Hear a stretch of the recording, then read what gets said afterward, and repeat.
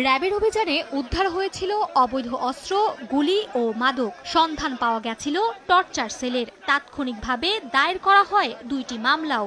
কিন্তু সোমবার পুলিশের দেয়া তদন্ত রিপোর্টেই বদলে গেল সবকিছু। যেখানে সংসদ সদস্য হাজী সেলিমের ছেলে ও ঢাকা দক্ষিণ সিটি কর্পোরেশনের বহিষ্কৃত কাউন্সিলর ইরফান সেলিমকে অস্ত্র ও মাদক মামলায় অব্যাহতি দিতে সুপারিশ করে আদালতে প্রতিবেদন দিল পুলিশ।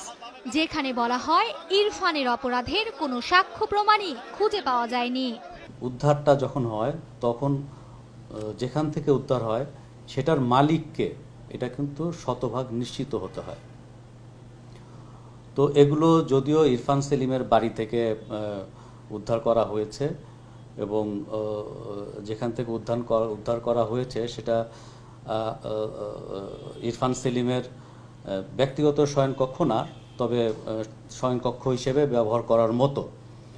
তো সেখানে কিন্তু বিভিন্ন ধরনের লোকজন আসা যাওয়া করে, দলীয় লোকজন সহ বিভিন্ন কর্মী আসা যাওয়া করে।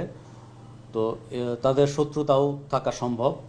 পুরান ঢাকায় ইরফান সেলিমের নিজ বাড়ি ও অফিসে 25 অক্টোবর চালানো র্যাবের সেই অভিযানে উদ্ধার হয় বিদেশি পিস্তল, ইয়ারগান, ইয়াবা, বিদেশি মদ।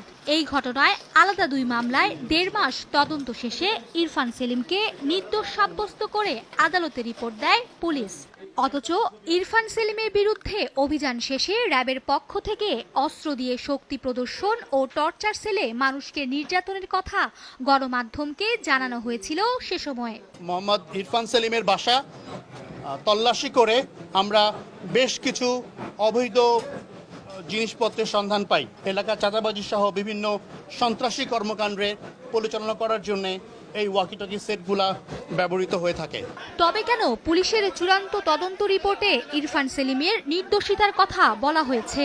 এমন প্রশ্নের জবাবে ডিএমপির এই কর্মকর্তার দাবি, 3টি বিষয় বিবেচনা করেই ইরফানকে 2 মামলা থেকে অব্যাহতি দিতে সুপারিশ করেছেন তারা।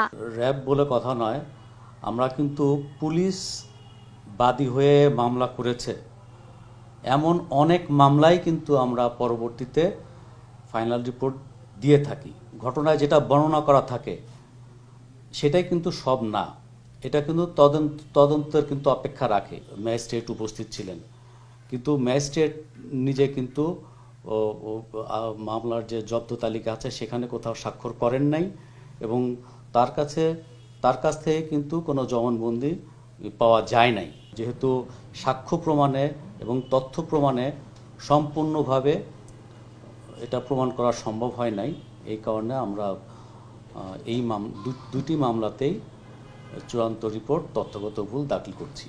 ইরফান সেলিম প্রভাবশালী হলেও পুলিশের এই সিদ্ধান্ত পক্ষপাত দুষ্ট নয় বলেও দাবি করেন এই পুলিশ কর্মকর্তা। যিনি আসামি তিনি হয়তো পরিচিত মুখ বা গুরুত্বপূর্ণ ব্যক্তিত্ব, এই কারণেই কিন্তু আমরা এটা করছি, এটা নয়। তবে অস্ত্র ও মাদকের 2 মামলায় ইরফান সেলিমের দেহরক্ষী জাহিদের বিরুদ্ধে আদালতে চার্জশিট দিয়েছে পুলিশ। মার্জিয়া মুমু, সময় সংবাদ, ঢাকা।